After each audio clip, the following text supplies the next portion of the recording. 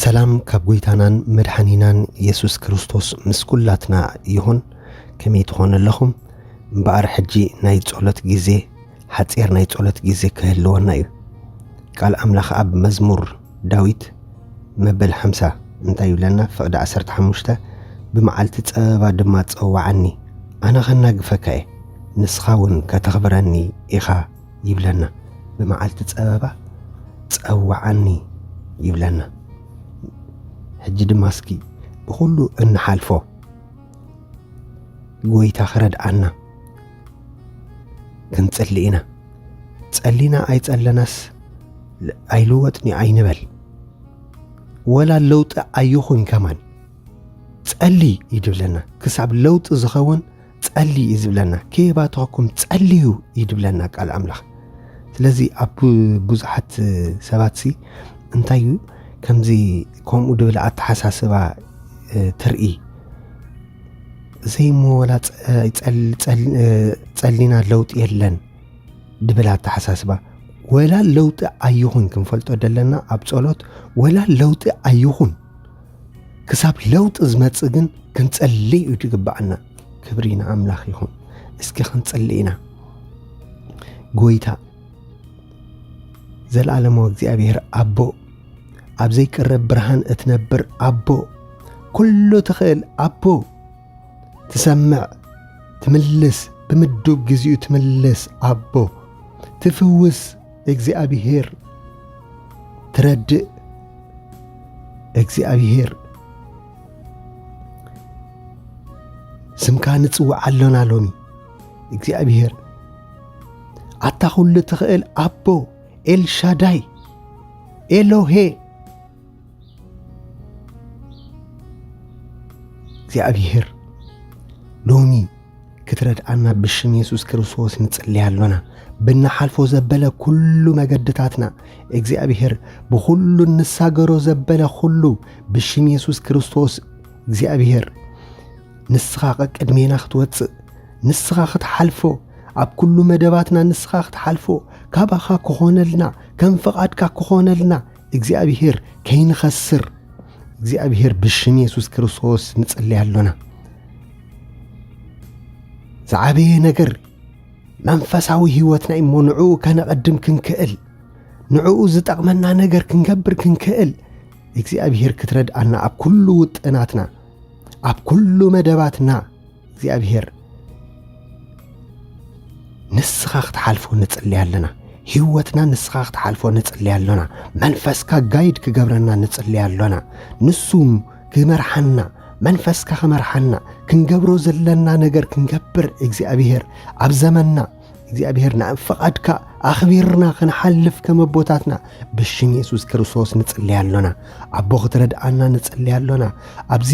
ክፉኡን ዘማውን ናይ ጸለማት ዘመን እግዚአብሔር ንስኻ ግን ብርሃንካን ሓቅኻን ክትልእኸልና ንጽልይ ኣለና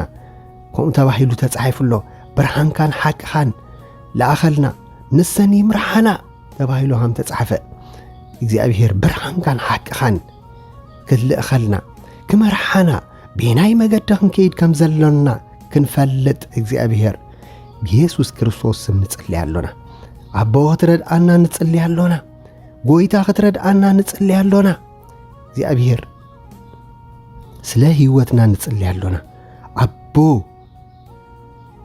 ክትረድኣና ንጽልይ ኣለና ጎይታ ኣብ ንመላለሶ ህይወትና ምእታውና ምውፃእና ስራሕና እግዚአብሔር ቃላትና ኩሉ ንዓኻ ዘኸብር ክኸውን ብሽም ኢየሱስ ክርስቶስ ንጽልይ ኣለና ጎይታ በዚ ነገር እዚ ክትረድኣና ንጽልይ መንፈስካ ይምርሐና ስለ ወገናትና ንጽልይ ኣለና ስለ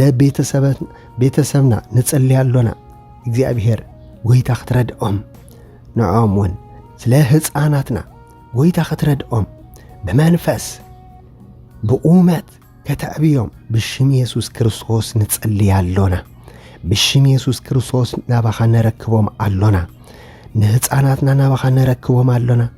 ንመንእሰያትና ናባኻ ነረክቦም ኣለና ንዓበይትና ናባኻ ነረክቦም ኣለና እግዚአብሔር ንዖም እውን سلام كاخت لأخلهم اتخاب كله زبلت سلام أملاخ كخون اللهم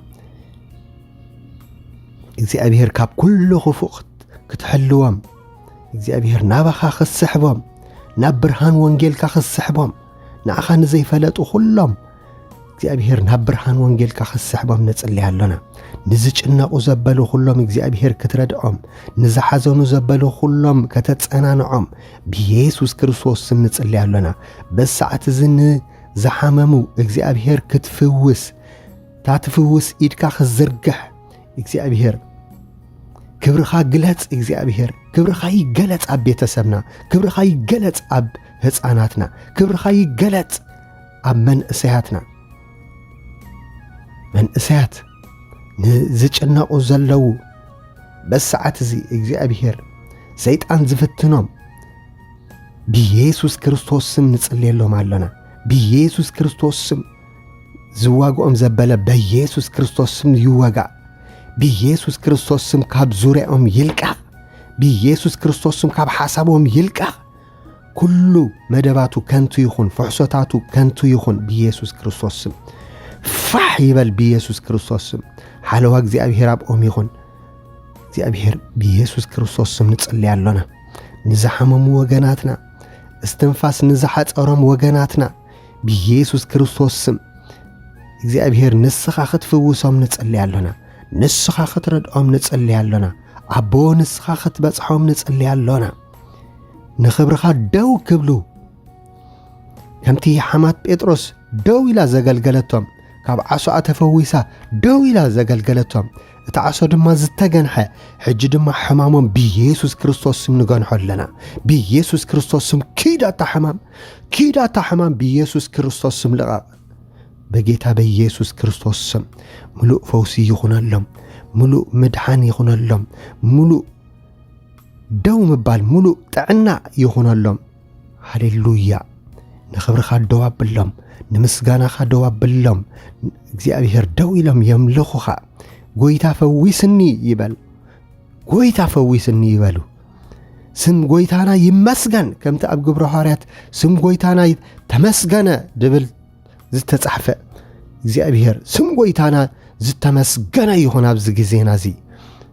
ምሕዋይ ሕሙማት ኮይኑ እግዚአብሔር ስም ጎይታና ይመስገን ኣብ ኩሉ ቦታ እግዚአብሔር ብተኣምራትካ ተገለጽ ኣብዚ ጸልማት ግዜ እግዚአብሔር ብተኣምራትካ ክትገለጽ ንጽልይ ኣለና ጎይታ ንምድርና ድማ ክትበጽሕ እግዚአብሔር ንህዝብና ክትበጽሕ ብመከራ ንዝሓልፍ ዘሎ ህዝብና ክትበጽሕ ብሽም ኢየሱስ ክርስቶስ ንጽልይ ኣለና ኣቦ ብመከራ ንዝሓልፍ ዘሎ ኣብ ኣንደራት ንዘለው እሱራትና እግዚአብሔር ተስፋኦም ክትከውን ብሽም ኢየሱስ ክርስቶስ ጸጋኻ ከተብዝሓሎም ንጽልይ ኣለና እግዚአብሔር